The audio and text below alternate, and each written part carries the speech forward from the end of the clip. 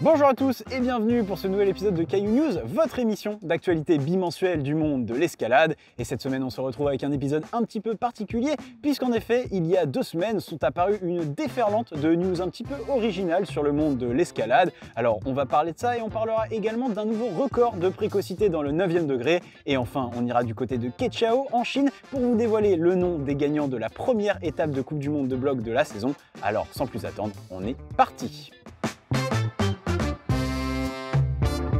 News numéro 1, il y a 10 jours, c'était le 1er avril, et qui dit 1er avril dit poisson d'avril, et donc blague, et cette année encore, le monde de l'escalade s'est montré bien inspiré, alors pour vous, on revient sur le florilège de fausses infos qui ont défrayé la chronique en ce début de mois. Et pour commencer, comme chaque année, on retrouve les poissons d'avril assez classiques avec les faux enchaînements ou projets, et parmi eux le falaisiste star du pays, Seb Bouin, qui annonçait débuter sa reconversion en bloc par le travail de soudain seul 9A à Fontainebleau, rien que ça. Enfin, on rappellera qu'il y a 2 ans, Seb avait annoncé le début de son travail dans Silence sous la forme d'un poisson d'avril avant de véritablement essayer la voie cette année, donc on va quand même le garder de côté. Dans le même esprit, le magazine américain Climbing annonçait lui la décote surprise de Megatron, le deuxième 9 à bloc américain à 8C par un étrange jeune grimpeur, DM Vernon surnommé le Diamond Boys, qui aurait notamment déclaré s'inspirer de l'entraînement de One Punch Man pour sa routine quotidienne. Côté médias français, Fanatic Climbing signait 2 articles parodiques, l'un pour la décote de la voie Beyond intégrale 9B/+ par Lucien Martinez, rédacteur en chef de Grimper Magazine,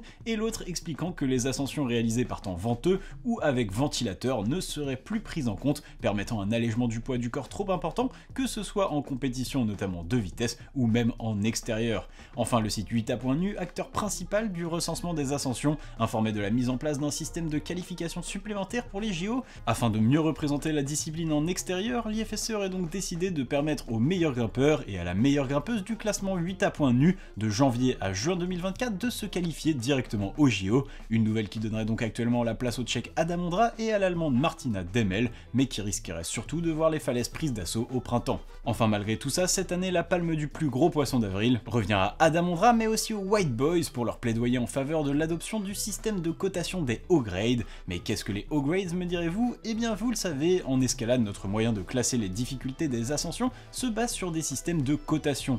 Or, ceux-ci sont toujours sujets à débat, certains trouvant qu'ils ne reflètent pas assez la réalité et le ressenti. Eh bien, il y a 1 an, lorsqu'Adam Ondra était venu rendre visite aux White Boys en Angleterre dans leur fameux cellar, ceux-ci avaient alors développé un système de cotation propre, les O-grades, un système où ce fameux O faisait référence à Ondra et où chaque tracé serait coté en fonction de la performance d'Adam Ondra dessus. Une ligne cotée O0 signifierait qu'Adam Ondra l'aurait réalisé flash, O1 signifierait que le Tchèque l'aurait réalisé en 1 séance, O2 en 2 séances, etc. Vous vous dites que c'est déconnant? Eh bien sachez que selon 8A.nu, Adam Ondra aurait enchaîné 213 voix dans le 9e degré, ce qui permettrait donc de coter à la louche environ 20% des voix dans cette cotation en O-grade, voilà. Enfin bref, en ce 1er avril, Adam Ondra aura donc publié un post sur son compte Instagram annonçant que le site 8A.nu aurait accepté de remplacer son utilisation du système français par le système des O-grades et qu'il invitait l'IFSC, mais aussi toutes les salles d'escalade au monde à faire de même. Au passage, le Tchèque donnait quelques exemples de cotation de voix pour mieux nous initier au système, comme la Dura 9B+, qui deviendrait une O43+, ou encore Silence 9C qui deviendrait une O60, ajoutant également que des O négatifs pourraient également être donnés dans le but de différencier les nombreuses voix flash du Tchèque. Enfin, pour terminer cette news, on citera aussi en pagaille l'arrivée sur le marché du mousqueton en bois par la marque Fingers of Fury, le clin d'œil de Stefano Ghisolfi à son poisson d'avril de 2018 et l'annonce de la libération d'un 9C+, sans les mains, l'arrivée sur le marché d'un spray anti-donneur de bêta par Evolve Worldwide, ou encore la création d'une piscine sur le secteur du cul du chien à Fontainebleau par Blo Météo. Bref, cette année encore, on a bien rigolé, et maintenant, place aux choses sérieuses. News numéro 2, retour maintenant septembre 2022. Pourquoi aussi loin, me direz-vous? Eh bien parce que c'est à cette époque que Théo Blas, jeune français d'alors 12 ans et 9 mois, était devenu le plus jeune grimpeur à enchaîner une voie du 9e degré avec triptyque tonique 9A. Une news qui avait placé le jeune garçon sur le devant de la scène quelques temps. Eh bien sachez qu'il y a 1 semaine et demie, soit 1 an et demi plus tard, le jeune français vient de sortir une vidéo de reproduction de l'enchaînement sur sa chaîne YouTube, et je vais être très sincère avec vous. Allez la voir, c'est une pépite. Déjà parce qu'alors que je m'attendais à voir une énième vidéo d'ascension monotone, avec un storytelling à base de pourquoi j'ai choisi cette voie, au début ça allait bien, après c'était dur et à la fin j'ai réussi, et bien à la place on commence avec Théo en train d'envoyer des hippons des enfers à ses adversaires au judo, et ça c'est quand même vachement plus sympa. Enfin plus sérieusement, vous pourrez observer comment à 12 ans on devient le plus jeune grimpeur du monde dans le 9e degré, et même si oui la qualité sonore laisse à désirer, si oui certains effets de montage sont plus âgés que Théo lui-même, et si oui l'élocution n'est pas encore parfaite, et bien quand à 12 ans on se fend soi-même avec un peu d'aide j'imagine, de la réalisation de sa vidéo d'enchaînement avec un storytelling clair, une mise en scène originale et même un rap qui n'a rien à envier à Nico Pellerson, et bien je pense qu'on peut être fier de soi, alors bravo Théo. Enfin, j'ai dit bravo, et je voulais dire chais. Et oui, car sachez que, ironie de la vie, le 20 mars dernier, soit 8 jours avant la publication de Théo, Léo Sea, un jeune grimpeur germano-chilien de 11 ans et 4 mois, clippait le relais de la voie Techno King 9A sur le site de Viña del Mar, pulvérisant ainsi le record de Théo. Ouais, Théo, 14 ans, est déjà victime du journalisme instantané. Tristesse. Enfin, le plus impressionnant concernant Léo est sa courbe de progression. Alors vous me direz qu'enchaîner une voie dans le 9A à l'âge de 11 ans est forcément synonyme de courbe de progression démentielle, et vous n'aurez pas tort, mais celle de Léo est encore plus folle. Alors qu'il ne commence à accompagner son père René Sea en falaise qu'en 2020, il réalise ses premières voies dans le 6e, puis le 7e degré en 2022, avant de découvrir le 8e en avril 2023, puis le 9e un an plus tard. Pour certains c'est le rêve d'une vie, pour d'autres c'est du CM1 à la 5e, point. News numéro 3, et ça y est, nous sommes le mercredi 10 avril, la saison de Coupe du Monde d'escalade est lancée depuis ce lundi à Kekiao en Chine, où s'est déroulée la première épreuve de bloc. Une épreuve qui aura déjà vu se dérouler un scénario à rebondissement. Alors déjà, comme on l'attendait, de nombreuses absences de dernière minute étaient à déplorer, comme celle de Mejdi Schalk, Paul James ou encore Oriane Berton du côté de la Team France, probablement ménagée pour les Olympics Qualifiers de ce printemps. Pas non plus de traces des cadors de la Team USA comme Brooke Raboutou ou Nathalie Grossman, qui devraient sûrement se réserver pour l'épreuve de Salt Lake, mais aussi de certains gros noms du circuit comme Adam Ondra. Et avant de vous résumer cette finale, si vous vous demandez comment ai-je fait pour écrire et monter cette news à moins de 3 heures de la remise des médailles et tout ça en étant au voyage au Japon, eh bien c'est très simple. Hello and welcome to the 2024 IFSC season. We're kicking things off. All right, well she's through those first moves. That's the zone hold. Now you haven't seen the beater and completely ignored it. And it's a flash. Eh bien parce que j'ai pas de vie. Enfin, chez les femmes, la grande favorite de la compétition, Yanni Garnbret, était bien présente et aura roulé sur la compétition comme rarement, en remportant l'étape haut la main avec 11 tops sur 12 possibles durant la compétition, dont un 4 sur 4 en finale. En face d'elle, la concurrence était bien loin du compte et c'est l'italienne Camilla Moroni qui termine deuxième en obtenant au passage sa première médaille en Coupe du Monde, tout comme la chinoise Zilu Luo, troisième. Enfin, côté française, Zélia Avzo aura fait forte impression en terminant au pied du podium pour sa première finale de Coupe du Monde, tandis que Fanny Gibert, de retour de blessure, termine à la 27e place. Chez les hommes, c'est un scénario bien plus chaotique que nous aura offert cette finale. Alors que les qualifications battaient leur plein, les intempéries auront forcé l'organisation à annuler les qualifications, et ce alors que de nombreux grimpeurs étaient déjà passés. Résultat, une demi-finale avec tous les grimpeurs avancée de 6 heures et donc non diffusée par Eurosport, suivi d'une finale à 20 qui fait grandement écho à l'étape de Séoul de l'année passée. Enfin, l'important était là, à savoir de la grimpe et du spectacle, et dans cette grande arène, c'est finalement le japonais Tomoa Narasaki qui parvient à tirer son épingle du jeu après une finale sous tension où aucun grimpeur n'aura dépassé les deux tops. Derrière lui, on retrouve son compatriote Sorato Enraku, les deux grimpeurs déjà qualifiés pour les JO comme par hasard. La hiérarchie est donc respectée, et tandis que le Belge Hannes van Duysen complète le podium, notre Français Sam Avzou, peut-être bien inspiré par sa sœur, prend la 5e place au terme d'une belle finale. Et dans le reste des news, pas mal de sorties vidéo durant ces 2 dernières semaines, en commençant par celle de l'enchaînement de Return of the Sleepwalker 9A effectué par Will Bozy il y a quelques semaines. Alors malheureusement, contrairement à la vidéo de l'Écossais pour sa répétition de Burden of Dreams, cette fois-ci la vidéo est faite maison sans grosse production derrière, en atteste la police Arial Blanche sur fond de ciel désuni, ou la marque des plus grands comme j'aime à l'appeler.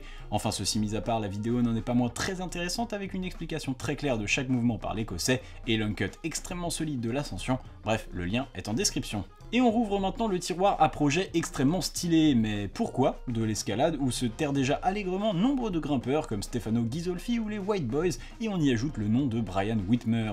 Le grimpeur américain vient la semaine dernière de battre le record insolite du nombre de mètres grimpés sur un mur artificiel, en enchaînant 1112 mètres en 1 heure, un record réalisé dans la salle d'escalade Top Out Climbing à Santa Carlita en Californie, sur un mur de 15 mètres et en auto-enrouleur. Brian aura donc dû enchaîner 74 fois ce mur en en moins de 60 minutes, ce qui en plus de me faire ressentir un véritable respect pour la performance de Brian, me donne une empathie encore plus profonde à l'égard de la résilience de cette potentielle personne attendant désespérément que Brian ait terminé pour enfin travailler son projet ouvert sur le même couloir. Il y a 2 semaines, je vous annonçais que Kokoro Fujii, l'ex-champion du monde de bloc japonais, s'était mis à projeter Burden of Dreams en réalisant sa première séance sur résine. Et bien sachez que le japonais n'a pas le temps puisqu'aussitôt débuté, Kokoro est déjà en Finlande pour travailler le véritable caillou, avec notamment un premier essai extrêmement solide. Personnellement, ça me rappelle la fois où j'ai quitté mon boulot après avoir enchaîné les 3 premiers mouvements de mon projet en Sissa, une formidable décision qui m'encourage aujourd'hui à vous rappeler que j'ai une page Tipeee si vous souhaitez soutenir financièrement la chaîne et le lien est en description. Et petit passage sur notre scène nationale maintenant, alors que nous avons déjà résumé les championnats de France de vitesse et de bloc, et bien il y a 2 semaines c'est à Tarbes que se sont déroulés les championnats de France para-escalade. Un rendez-vous que je ne peux malheureusement pas vous résumer en intégralité étant donné le grand nombre de catégories. Néanmoins on notera tout de même les victoires d'Aloïs Potier en RP1, Lucie Jarige encore seule sur sa planète en femme RP3, ou encore Maxime Meyer chez les hommes AU3, et si vous voulez connaître le nom de tous les gagnants, le lien des résultats complets est en description. On continue sur le handi-escalade avec le dévoilement du lieu de la 3e et dernière étape de la discipline en Coupe du Monde 2024, alors que la Fédération Internationale avait dans un premier temps annoncé que celle-ci se déroulerait en France, et bien changement de programme puisqu'elle aura finalement lieu en Italie, à Arco dans le centre d'entraînement historique de la Team Italie. Justement rénové en été, l'endroit accueillera donc la dernière étape de la saison, après une première à Salt Lake et une deuxième à Innsbruck. Et voilà, c'est tout pour les news, et maintenant on passe aux croix de la semaine. Et on commence cette semaine avec la croix de ces derniers jours et l'enchaînement de Devilution 8C+, sur le site des Buttermilks aux États-Unis par Sean Rabutu. Cela faisait un moment que l'américain n'avait plus fait parler de lui, et bien voilà qui est fait, et de bien belle manière avec l'enchaînement de ce highball mythique des États-Unis. Ouvert par Sean Bailey cette année, Devilution est le départ bas d'un autre tracé nommé Evilution, un 8A+ ouvert par Jason Kell en 2002, un bloc déjà considéré comme un monument de l'escalade américaine, et on comprend bien pourquoi. Lorsque l'ascension d'un bloc sans gros repos dure plus de 3 minutes avec une avancée uniquement verticale, on se doute bien que la réception n'est pas assurée. En tout cas c'est donc un sacré coup porté par Sean qui fête son arrivée dans la team Black Diamond avec une nouvelle vidéo sur sa chaîne YouTube et je vous mets donc le lien en description. Et 1 et 2 et 3-0 comme on dit, puisqu'en France, Tanguy Mérard vient d'enchaîner 3 9A en moins de 10 jours, le Kadafiste 9A/+ à Saint-Léger, Amicalement Blues 9A à Tétart Park non loin de Grenoble, et Anidal Tracteur 9A sur le secteur de l'Abattoir à Grenoble. On parlait déjà du Kadafiste avec Victor Guillermin il y a quelques semaines, une voie qui commence dans Rêve de Poutre 8C avant d'enchaîner dans une autre section en 8C, le tout avoisinant le 9A sans compter la casse de prise depuis le passage d'Adam Ondra en 2019, la seconde libérée par Nico Pellerson en 2015, une voie à Condy, souvent mouillée dont le départ est le juge de paix avec 8 mouvements très durs, et enfin Anidal Tracteur libérée elle aussi par Nico Pellerson qui peut se décomposer en 2 8C séparés par 2 pas de bloc dans le 7B, un beau chantier donc, avec ses croix Tanguy sonne donc le début de son été, un été qu'on espère à la hauteur de celui de l'année dernière pour le français, où il avait, on le rappelle, enchaîné 6 voies dans la cotation en plus, alors c'est parti. Et cap sur le Japon maintenant, ou plus précisément sur le secteur d'Inohara avec Dai Koyamada qui libère une nouvelle ligne, Yogen 8C/+, un bloc qui aura fait douter le bloqueur japonais sur sa capacité à continuer à performer, surtout à son âge, mais qui n'était finalement sûrement qu'en moyenne forme lors de ses premiers essais il y a 3 mois de cela. Il pense en tout cas que c'est à ce jour le plus grand défi qu'il aura pu surmonter dans sa carrière, juste à côté de, pour ne pas dire sur le même rocher, Mugen 8C qu'il avait déjà libéré l'an passé. De notre côté, on espère que la légende a repris du poil de la bête et qu'on entendra encore à nouveau parler de lui.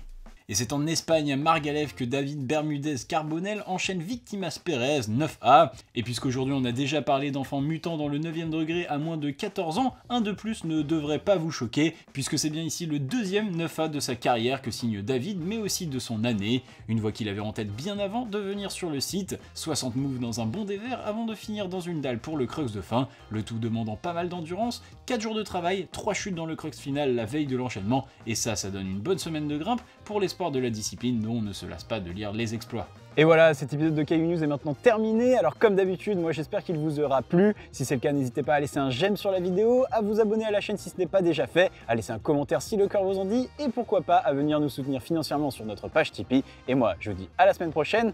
Tchuss!